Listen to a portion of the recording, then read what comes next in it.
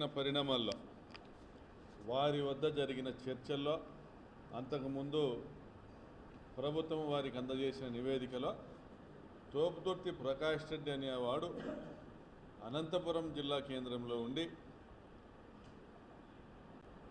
ప్రభుత్వం చేస్తున్నటువంటి ప్రజాప్రతినిధులు చేస్తున్నటువంటి దుర్మార్గాలను ఎండగడుతూ ప్రజలను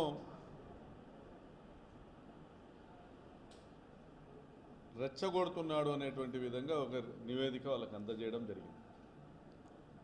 సో ప్రకాష్ రెడ్డి అనేటువంటి వ్యక్తిని అనంతపురం పరిసర ప్రాంతాల్లో తిరగనీయకుండా రిస్ట్రిక్ట్ చేయాలనేటువంటి ఒక నిర్ణయం తీసుకోవడం జరిగింది. మరి నారా లోకేష్ వచ్చిన తర్వాత నాకు తెలిసి బహుశా 14వ తారీఖు 15వ తారీఖు ఆ నిర్ణయాన్ని ఇంప్లిమెంట్ చేయడం జరిగింది.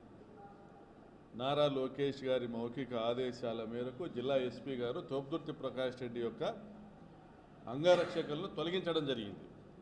ఏమయ్యా తోపుదుర్తి ప్రకాష్ రెడ్డి చేసిన పాపం ఏమంటే ఈ ప్రాంతంలో రాప్తాడు నియోజకవర్గంలో అనంతపురం చుట్టుపక్కల ప్రాంతంలో ధర్మవరంలో కొన్ని జిల్లాలో ఎక్కడైనా కానీ దుర్మార్గాలు దారుణాలు దౌర్జన్యాలు జరుగుతుంటే ప్రశ్నిస్తూ రావడం, ప్రశ్నించడము, ప్రభుత్వాన్ని నిలదీయడము, బాధితుల పక్షాన నిలబడడం, బలహీనుల పక్షాన నిలబడడం తోపుదుర్తి ప్రకాష్ రెడ్డి కంటకప్రాయంగా మారినాడు ఈ ప్రభుత్వానికి. అయా నారా లోకేష్ గారు, మీరు మొట్టమొదటిసారి మంత్రి అయినారు. మీరు ఈ అవకాశాన్ని సద్వినియోగం చేసుకుని ప్రభుత్వంలోని లోటుపాట్లు గమనిస్తా పరిపాలనలో మీరు చేస్తున్నటువంటి పొరపాట్లను సరిదిద్దుకుంటూ మీ నాయకులు కానీ మీ శాసనసభ్యులు కానీ వారి అనుచరులు కానీ చేస్తున్నటువంటి తప్పులు ప్రజల్ని ఏ విధంగా బాధ పెడతా ఉన్నా ఇబ్బంది పెడతా అనేటువంటి విషయాన్ని గమనించి సవరించుకుంటూ పోతే మీకు భవిష్యత్తు ఉంటుంది. మీ చుట్టూ ఉన్నటువంటి తెలుగుదేశం పార్టీ నాయకులు మీకు భజన చేస్తారు, జిల్లాలో జరుగుతున్నటువంటి అరాచకాల అన్యాయాల విషయం మీకు చెప్పరు. ఎందుకంటే మీ వద్ద వాళ్ళు పదవులు ఆశిస్తారు, తృణమోపనము ఆశిస్తారు. కానీ ప్రతిపక్ష పార్టీగా వైఎస్ఆర్ కాంగ్రెస్ పార్టీకి ఒక బాధ్యత ఉంటుంది. ప్రత్యేకించి రాప్తాడు నియోజకవర్గం అనంతపురం జిల్లా సరిహద్దులో ఉన్నటువంటి నియోజకవర్గంలో శాసనసభ్యుడిగా 5 సంవత్సరాలు పనిచేసిన నాకు ఒక బాధ్యత ఉంటుంది. ఈ ప్రాంత ప్రజల్ని ఏ విధంగా కాపాడుకోవాలా, ప్రభుత్వము మంచి చేయకపోగా ప్రభుత్వంలోని అధికారులు ప్రజాప్రతినిధుల వల్ల ఈ ప్రాంత ప్రజలు ఏ విధంగా నష్టపోతూ ఉన్నారో గమనిస్తా నోరు మూసుకొని ఉండడానికి లేము. మేము ప్రజా జీవితంలో మా గొంతు ఎత్తుతాం, అవసరమైతే మరింత బిగ్గరగా, అవసరమైతే వీధుల్లోకి వస్తాం, పోరాడతాం. ప్రజల పక్షాన్ని నిలబడటమే మాకు ఒక డెస్టినీ. రాజకీయాల్లో ప్రజా జీవితంలో ఒక లీడర్ అనేవాడి అల్టిమేట్ డెస్టినీ ఏంటంటే ప్రజల పక్షాన పోరాటం. మరి ఈరోజు ఇన్ని విషయాలు ఒక రాప్తాడు నియోజకవర్గం చుట్టూ ఎందుకు ఇలా జరుగుతూ ఉంది అనేది మీరు గమనించాలి. నారా లోకేష్ గారికి నేను ఆయన దృష్టికి తీసుకొస్తా ఉన్నా. కురువలింగమయ్య హత్య ఎందుకు జరిగింది? చేసింది ఎవరు? పరిటాల సునీత తమ్ముడు కాదా? ముద్దాయిలు వారి కుటుంబ సభ్యులే కదా.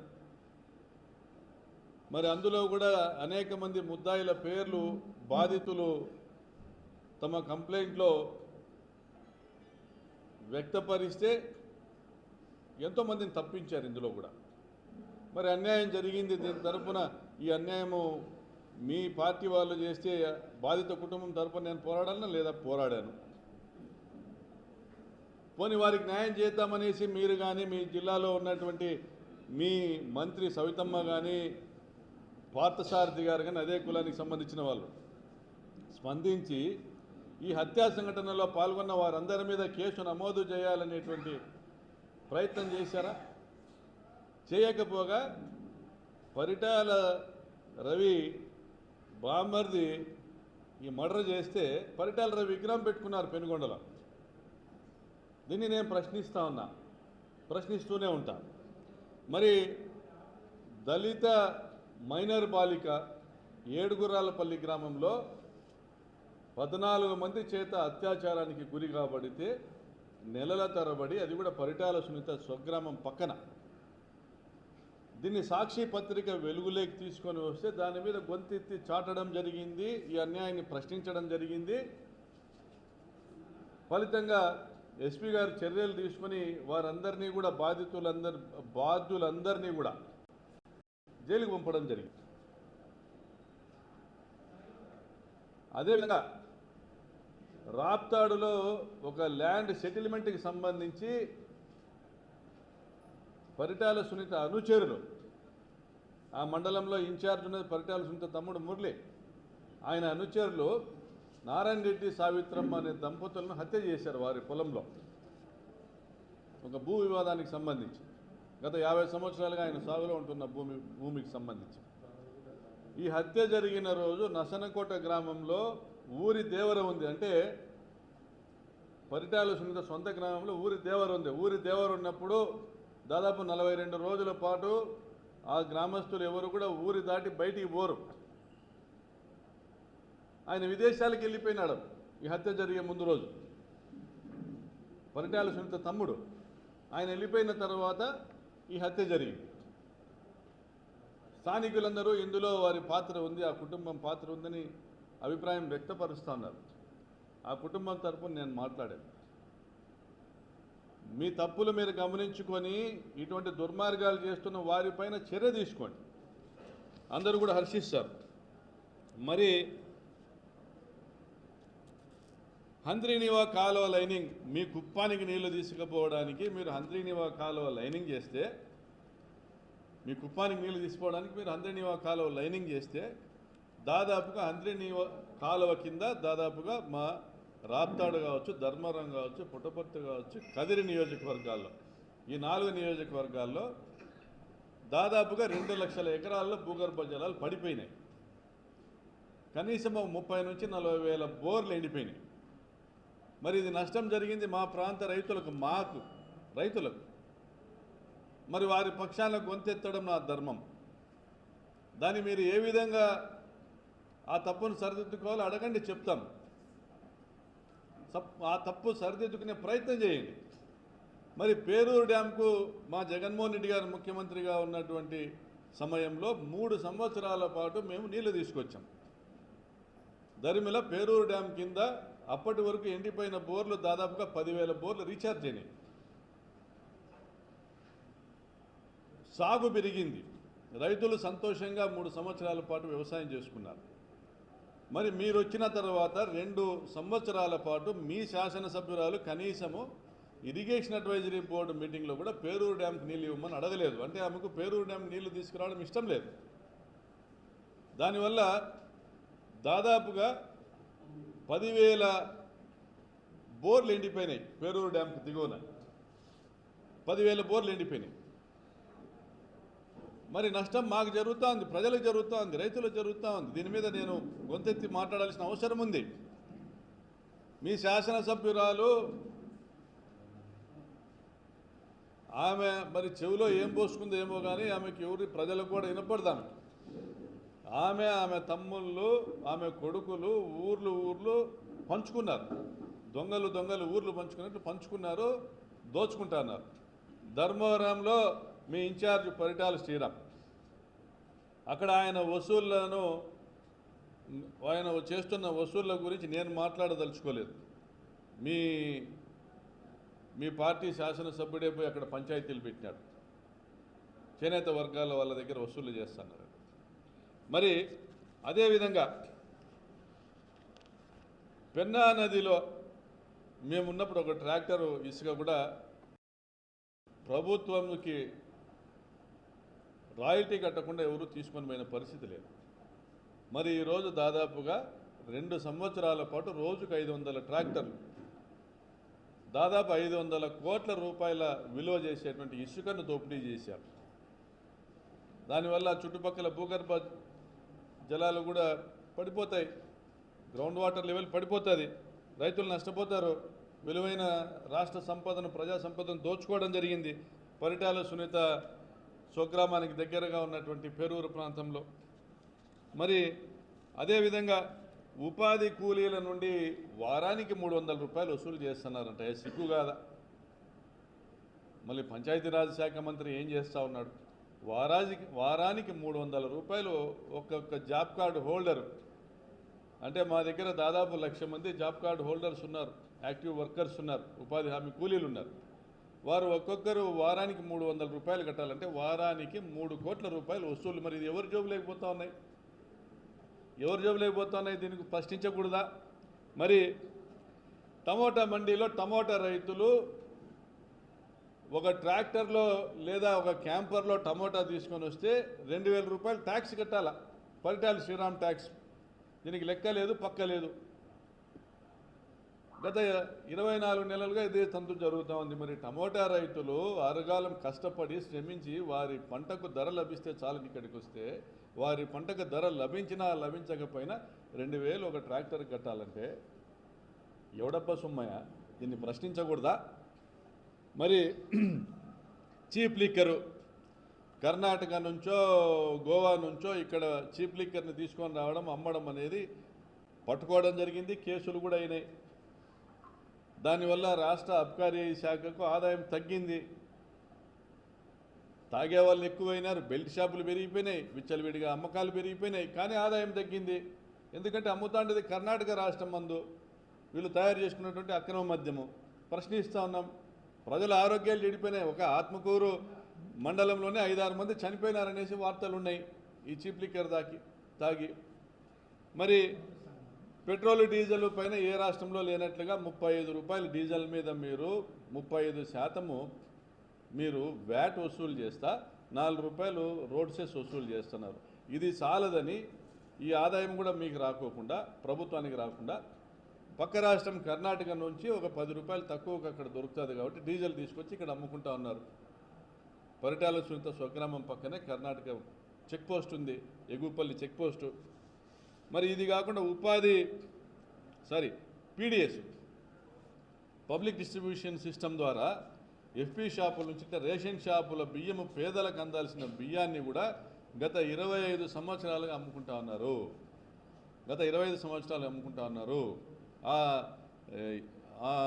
సివిల్ సప్లైస్ ట్రాన్స్పోర్ట్ కూడా పరిటాల సునీతకు సంబంధించిన వాళ్ళే చేస్తారు 25 సంవత్సరాలుగా. ఇక్కడ ఇదే బియ్యము అమ్ముకోవడంలో అనంతపురం శాసనసభ్యులకు, రాప్తాడు శాసనసభ్యులకు మధ్య వివాదం కూడా జరిగింది. దానికి సంబంధించి ఆడియో కూడా వైరల్ అయింది. మరి ఇటువంటి దుర్మార్గాలు ఈ ప్రాంతంలో ఉంటే దీన్ని ప్రశ్నిస్తూ ఉన్నాం. మరి మా అనంతపురం రూరల్ మండలానికి సంబంధించి పాపంపేట ప్రాంతంలో దాదాపుగా 17 ఎకరాలు కాలనీలు, ఇప్పటికే కాలనీలు నిర్మాణం 50-60 ఏళ్ళుగా నివసిస్తున్నటువంటి కాలనీలను 17 ఎకరాలను పాత స్తోత్రయందారులతో 1949కి సంబంధించిన 1952కి సంబంధించిన డాక్యుమెంట్ పెట్టుకొని రిజిస్ట్రేషన్ చేసుకున్నారు. డబ్బులు ఎక్కడి నుండి వచ్చినాయో తెలుసా? మీ వాళ్ళ దగ్గర నుంచే రిజిస్టర్ ఆఫీస్కి వచ్చిన డబ్బులు. 17 ఎకరాలు రిజిస్ట్రేషన్ చేసుకున్నారు. రిజిస్ట్రేషన్ ట్యాక్స్ కూడా మీ వారికి సంబంధించిన కంపెనీ నుంచే వచ్చింది. ఇది పెద్ద వివాదమైంది. ఇది కాకుండా 276 ఎకరాలు జీపీఏ చేసుకున్నారు. స్తోత్రయందారులు ఎప్పుడో భూమిని అమ్ముకోవడమో లేదా వాళ్ళు దానం చేయడమో జరిగిపోయింది. 1970 నుంచి 80 ప్రాంతాల మధ్యలో నెల్లూరు సెటిల్మెంట్ వారు ఎవరు స్వాధీనంలో ఏ భూమి ఉంటే ఆ భూమికి సంబంధించి వాళ్ళు పట్టా ఇవ్వడం జరిగింది, సెటిల్మెంట్ పట్టా ఇవ్వడం జరిగింది. అంటే 80 తర్వాత, అంటే 45 సంవత్సరాల తర్వాత ఈరోజు బయటికి వచ్చి ఇది మా భూమి, మేము అమ్ముతామనేసి ఒక పెద్ద మనిషికి అమ్మితే, ఆ పెద్ద మనిషి ఎవరో కాదు, మీ పరిటాల సునీత బినామీ. ఆ పెద్ద మనుషులకు అమ్మితే ఆ పెద్ద మనుషులు ఈ కాలనీలన్నీ కూడా మావేను, ఇల్లు కట్టుకున్న వాళ్ళు రాండి పంచాయతీ మాట్లాడుకుందాం, ఖాళీ స్థలాల వాళ్ళు వెకేట్ చేయండి అనేసి హుకుం జారీ చేస్తే పట్టించుకునే నాదులు లేడు 6-7 నెలలు. మేము దీంట్లోకి ఈ సమస్యను చేపట్టి దీంట్లో పరిష్కారం కనుగొని ఏం జరుగుతుంది, దీని వెనకాల ఎవరున్నారనేది ఆరాధిస్తే, కలెక్టర్ గారికి విజ్ఞప్తి చేస్తే అన్ని పార్టీలు అక్కడ మీటింగులు పెట్టి, అన్ని రాజకీయ పార్టీలకు ఇది దుర్మార్గము, ఇక్కడ జేసీబీలు తీసుకొచ్చి ఫెన్సింగ్లు వేసినటువంటి ప్రాంతంలో ఫెన్సింగ్లు తీసేసి బోర్డులు పెట్టినటువంటి బోర్డులు తీసేసి ఇది మాకు సంబంధించినటువంటి భూమిని వాళ్ళు రాసుకుంటా అంటే ఆ సుభాష్ రెడ్డి, శ్రీరాములు తదితరులు బిక్కుబిక్కుమంటూ దాదాపుగా 10,000 కుటుంబాలు ఈ ప్రాంతంలో, పాపంపేట ప్రాంతంలో బిక్కుబిక్కుమంటూ 10,000 కుటుంబాలు మాకెవరు దిక్కనే పరిస్థితుల్లో అన్ని రాజకీయ పార్టీలు కూడా ఇక్కడ మీటింగులు పెట్టి పరిటాల సునీతమ్మ నువ్వు చేస్తున్న తప్పు అని అందరూ కూడా మాట్లాడడం జరిగింది, సిపిఐ పార్టీతో సహా. ఆ క్రమంలో ఈ కబ్జాదారులు ఎవరైతే ఉన్నారో వారు కలెక్టర్ గారిని గెలవడము, కలెక్టర్ గారి దగ్గర వాళ్ళు కాఫీ తాగుతున్న ఫోటో బయటికి రావడంతో కలెక్టర్ గారిని ప్రశ్నించడం జరిగింది. అయ్యా, ఇవి ఎప్పుడో నెల్లూరు సెటిల్మెంట్ల ద్వారా ఎవరి స్వాధీనంలో ఉన్నాయో, ఎవరు కొన్నారో వాళ్ళకి పట్టాలు ఇవ్వడం జరిగింది. ఈరోజు ఈ సోకాల్డ్ స్తోత్రీయందారుల దగ్గర కొన్నవాళ్ళు మీ దగ్గర ఏం చేస్తున్నారు కలెక్టర్ గారు అని ప్రశ్నిస్తే, ఆ రోజు దీని వెనకాల ఉన్నటువంటి కబ్జాదారులందరినీ కూడా వాళ్ళనందరినీ కూడా ఎవరు మీరు ఈ స్థలంలోకి రాగలుగుతారా, ఒక సెంటు మీరు ముట్టగలుగుతారా అని మేము హుంకరిస్తే ప్రజల తరపున వీళ్ళ మీద ఆ రోజు మేము గట్టిగా మాట్లాడడం వల్ల ప్రభుత్వము ఇవన్నీ స్తోత్రీయందారులకు సంబంధించినటువంటి భూములు కావు, వారు ఎప్పుడో హక్కు కోల్పోయినారు, ఇవి నెల్లూరు సెటిల్మెంట్ల ద్వారా ఎవరికి సంక్రమించినాయో వారికి మాత్రమే హక్కు ఉందనేసి కోర్టుకు రాయడం జరిగింది. అంటే మేము మాట్లాడడం వల్ల కలెక్టర్ గారు స్పందించడం వల్ల వచ్చినటువంటి ఫలితం. అదేవిధంగా ఈరోజు ఇక్కడ పాపంపేటలో 106 సర్వే నెంబర్ 14 ఇళ్ళు నేలమట్టం చేసింది మీ ప్రభుత్వం. 14 ఇళ్ళు నేలమట్టం చేసింది మీ ప్రభుత్వం. ఈ 14 ఇళ్ళు ఎవడ బొస్సం అనుకుంటున్నారు లోకేష్ గారు? స్తోత్రీయందారులు ఎప్పుడో అమ్మితే కొన్నటువంటి వాళ్ళ దగ్గర అనేక దఫాలుగా చేతులు మారితే ఎవరైతే కొని ఇల్లు కట్టుకుంటున్నారో వారి జీవితకాలం కష్టాన్ని నేలకూల్చింది మీ ప్రభుత్వం.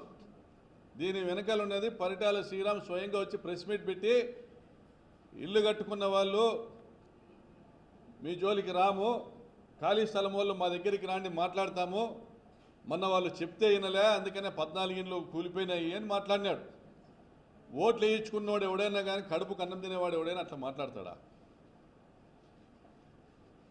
నా నియోజకవర్గ పరిధిలో ఉన్నటువంటి ప్రతి ఒక్క కుటుంబం కూడా నా కుటుంబం అని భావించేవాడే నాయకుడైతాడు.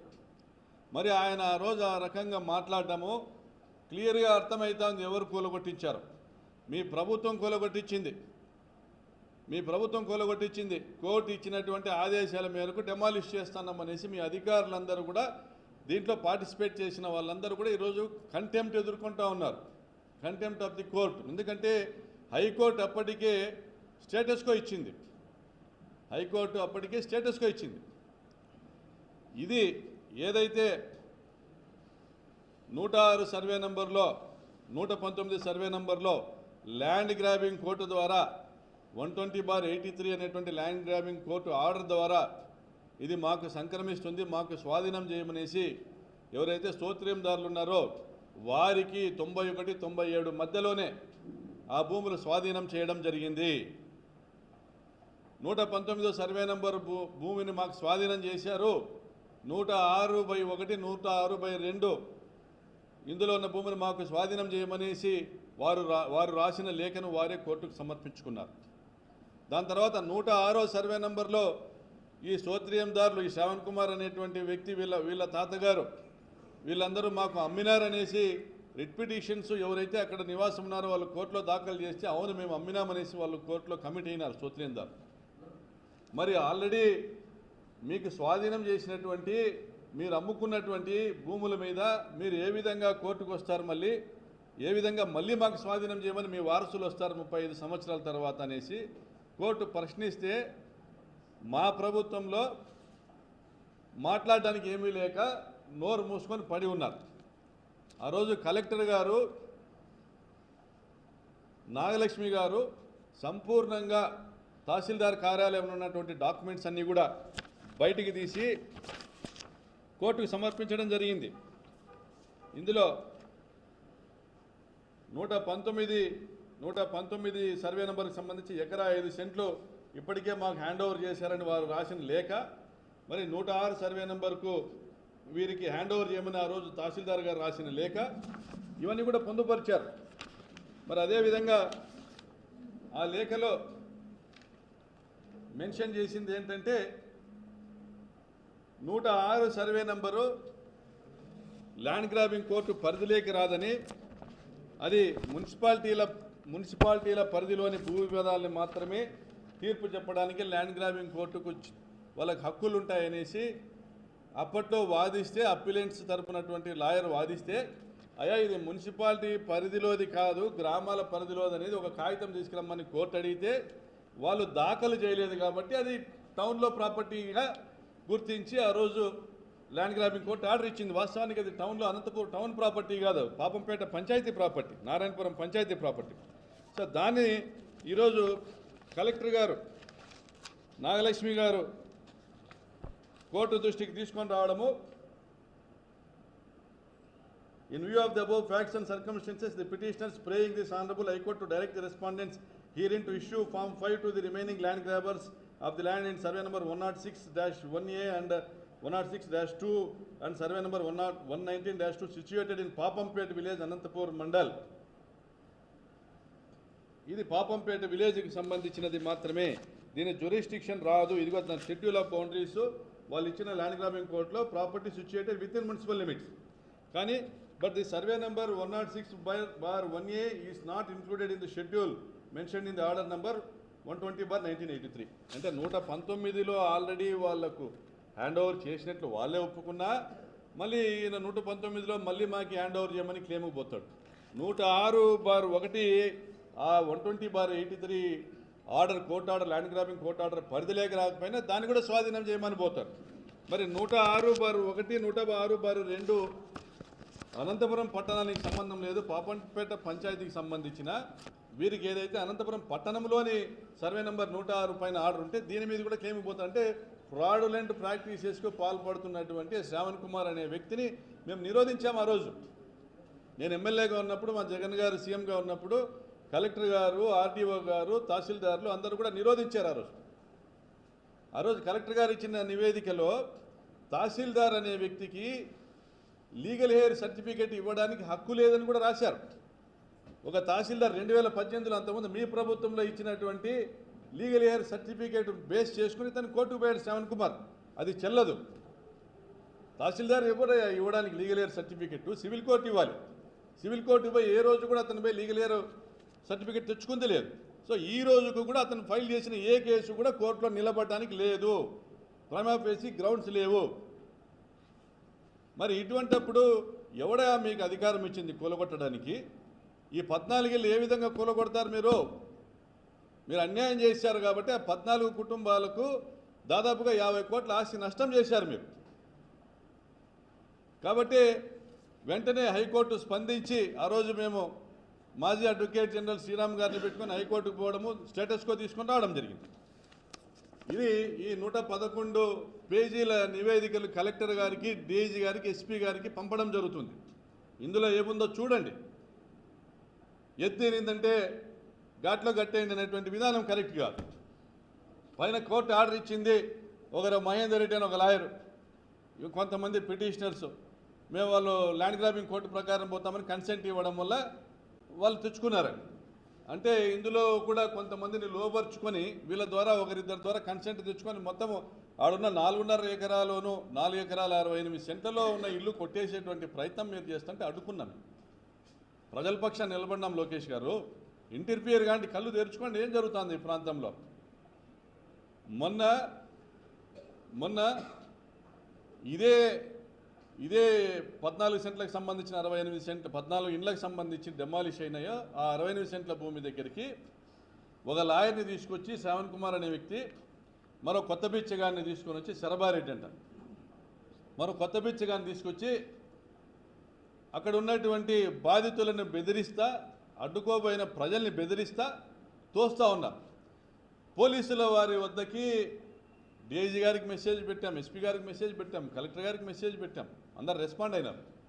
సిఐ గారి దగ్గరికి మా పేరూరు నాగిరెడ్డి గారు, మా అడ్వకేట్ గారు, మా లీగల్ సెల్ నాయకులు వెళ్ళారు, బాధితులు వెళ్ళారు. తర్వాత చాలాసేపు 1-2 గంటలు గందరగోళం నడిచిన తర్వాత పోలీసు వారు అక్కడికి వెళ్ళి ఇక్కడ ఎవరు మీరు దీంట్లోకి రావడానికి లేదు, ఇరుపక్షాలు కూడా దీంట్లోకి రాకూడదు అనేసి చెప్పడం జరిగింది. ఒక ఫోన్ చేయగానే ఇట్లా జరుగుతుంది అన్నప్పుడే స్పందించాల్సినటువంటి పోలీసులు 2 గంటలు టైం తీసుకున్నారు. అంటే బలమున్నోడిదే రాజ్యం నిరూపించాలనే వాడు వచ్చినోడు ఈ బాధితులకు చెప్తా అన్నాడంట. అంతా మేము మాట్లాడేసుకున్నాం, మా కోర్టు ఆర్డర్ వచ్చేస్తుంది, మాకు అంతా మాట్లాడేసుకున్నాము, శ్రీరామ్కు 60 ప్రకాష్ రెడ్డికి 40 అని చెప్తాన్నాడంట. వాడు 420. అరే నీ అబ్బా జాగీరారా నువ్వు నేను పంచుకునేదానికి? ప్రజల సొమ్మరా 14 మంది వాళ్ళ జీవితకాల కష్టము, వాళ్ళ కాళ్ళు మొక్కి మీ ప్రభుత్వము మీ యంత్రాంగము ఇక్కడున్న ప్రజాప్రతినిధి వాళ్ళ కాళ్ళు మొక్కి తప్పు చేసినామనేసి వాళ్ళకి క్షమించమని కోరి వాళ్ళకి ఇల్లు కట్టించిన రోజే వాళ్ళకి న్యాయం జరిగినట్లు. అంతవరకు కూడా పోరాటానికి తోపుదొత్తి ప్రకాష్ రెడ్డి ఉంటాడు. ఇటువంటి దుర్మార్గాలు జరుగుతున్నప్పుడు మీరు కళ్ళు తెరిచి లోకేష్ గారు మీరు దీనిపైన స్పందించాలా. ఆర్టీటీకి అన్యాయం చేశారు, ఆర్టీటీకి మీరు అన్యాయం చేశారు. ప్రజా సంఘాలు బయటకు వచ్చినాయి, దళిత సంఘాలు బయటకు వచ్చినాయి, వీధుల్లోకి వచ్చినారు, వేలాది జనం ప్రజలు తిరగబడ్డారు మీ మీద. మీరు స్పందించినారు. తప్పు చేసినాము ఆర్టీటీ విషయంలో, మేము మతాలు చూడటం కరెక్ట్ కాదు, ఆర్టీటీ వారు ఎక్కడైనా కానీ మతాలు మారమని ఎక్కడైనా కానీ ప్రేరేపించింది ఉందా? ఫాదర్ ఫెర్రర్ అంటే భగవత్ స్వరూపుడు, Bhagavan Sathya Sai Baba, father Ferrer, doctor YS Rajasekhara Reddy ఈ జిల్లాకు ఈ త్రిమూర్తులు లాంటి వాళ్ళని ఎప్పుడు కూడా ఈ జిల్లా మర్చిపోలేదు. ప్రతి నియోజకవర్గంలో తాగునీటి పథకం తెచ్చింది రాజశేఖర రెడ్డి గారు, లక్షల ఇల్లు కట్టించింది రాజశేఖర రెడ్డి గారు, ఇళ్ల నిర్మాణం ఇందిరమ్మ ఇళ్ల నిర్మాణానికి ధీటుగా ఇల్లు కట్టించింది ఫాదర్ ఫెర్రర్. ప్రభుత్వం డ్రింకింగ్ వాటర్ స్కీమ్స్ తీసుకొని రాకముందే ఎల్ఎన్టీ సత్యసాయి స్కీమ్ని ఏర్పాటు చేసింది భగవాన్ సత్యసాయిబాబు గారు. వేలాది చెక్ డ్యాములు కట్టి ఈ ప్రాంతంలో భూగర్భ జలాలు పెంచేటువంటి కార్యక్రమం చేసింది ఫాదర్ ఫెర్రర్ గారు. మరి అటువంటి ఆర్డీటీని కూకటి వేళ్లతో పెకలించేటువంటి ప్రయత్నం చేసింది మీ మతతత్వ బీజేపీ పార్టీ. ప్రజలు తిరగబడితే మీరు స్పందించినారు. మా పార్టీ నాయకులు రంగయ్య గారు అనేక మంది దాని మీద ఆందోళనలు చేసినారు. మేమందరం కూడా మీడియా ముఖంగా ప్రశ్నించినాం, మీరు స్పందించినారు. దానికి సంబంధించినటువంటి రెన్యువల్స్ కూడా చేసేటువంటి కార్యక్రమంలో మీ వంతు పాత్ర కూడా పోషించినారు. అదేవిధంగా రాప్తాడ్ నియోజకవర్గంలో జరుగుతున్న అన్యాయాలు మీరు గమనించాలా, స్పందించాలా. మీరు వేలాది మంది రైతులకు జరుగుతున్న అన్యాయము, పాపంపేట ప్రాంతంలో వేలాది దాదాపుగా 10,000 కుటుంబాలు ఈరోజు బిక్కున వాళ్ళు ఎదురు చూస్తున్నారు మాకు న్యాయం చేసేవాడు ఎవరని. మీ బినామీలు, మీ పరిటాల సునీత బినామీలు చేసుకున్నటువంటి రిజిస్ట్రేషన్ వల్ల ఈరోజు డబుల్ రిజిస్ట్రేషన్ అయింది కాబట్టి మేమేం చేయలేమండి అంటారు. మీ రిజిస్ట్రేషన్ ఆఫీసర్, జిల్లా రిజిస్టర్, మేమేం చేయలేం సార్, ఎవరైతే రిజిస్ట్రేషన్ చేసుకున్నారో వాళ్ళే వచ్చి దీన్ని రిజిస్ట్రేషన్ రద్దుపరచుకోవాలా లేదా కోర్టు రద్దుపరచాలా? కోర్టు న్యాయం చెప్పడానికి ఏళ్ళు పడుతుంది.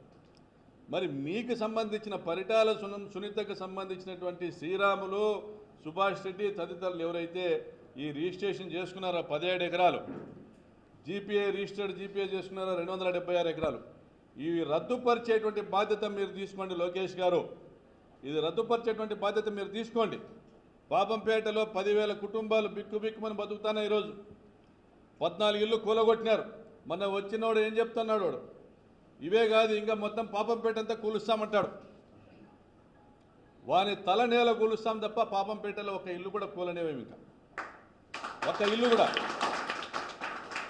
ఇంత దుర్మార్గంగా వ్యవహరిస్తా అంటే స్పందిస్తున్నాం, కడుపుకు అన్నం తింటున్నాం కాబట్టి విశ్వాసం ఉంది కాబట్టి ప్రజలు ఒకసారి నన్ను ఎన్నుకున్నారని విశ్వాసం ఉంది కాబట్టి.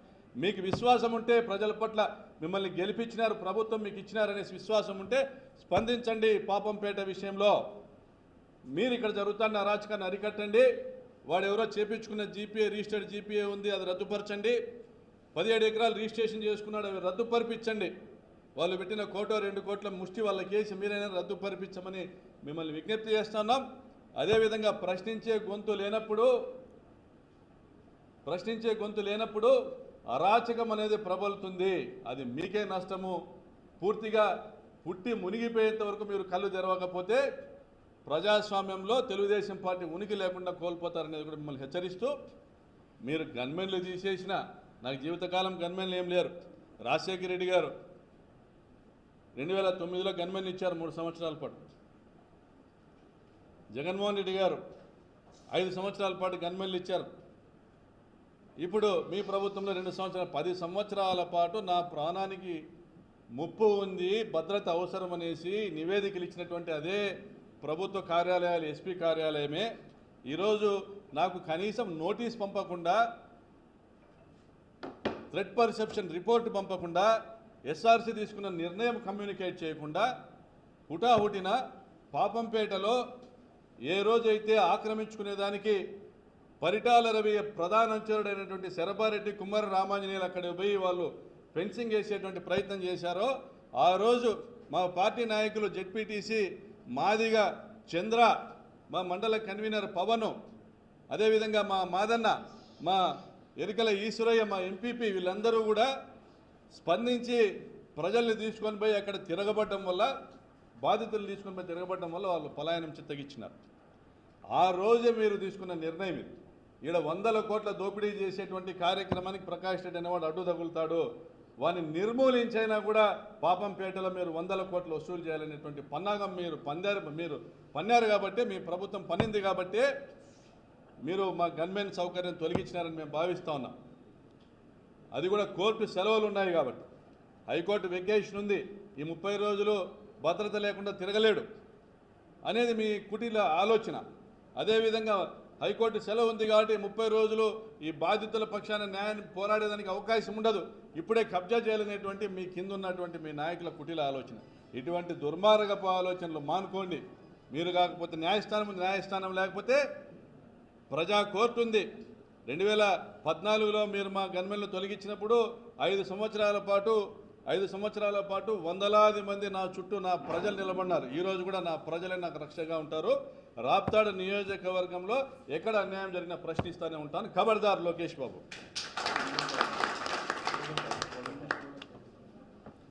అదేవిధంగా కురుగుంట ఎస్సీలు దాదాపుగా 40-50 సంవత్సరాలుగా కోళ్ల ఫారంలో నివాసం ఉన్నారు. వాళ్లకు ఎస్సీ కార్పొరేషను లోన్స్ ఇచ్చి కోళ్ల ఫార్మ్స్ పెట్టించినారు, అక్కడే ఇల్లు కట్టుకున్నారు.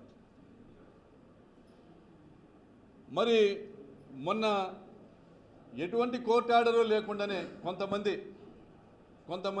అక్కడ కబ్జా చేసేదానికి ప్రయత్నం చేశారు. రౌడీల్ని గుండాల్ని తీసుకొని వచ్చి పోలీస్ స్టేషన్కి ఇరు వర్గాలు వెళ్తే నేను వెళ్ళి సిఐ గారికి చెప్పడం జరిగింది.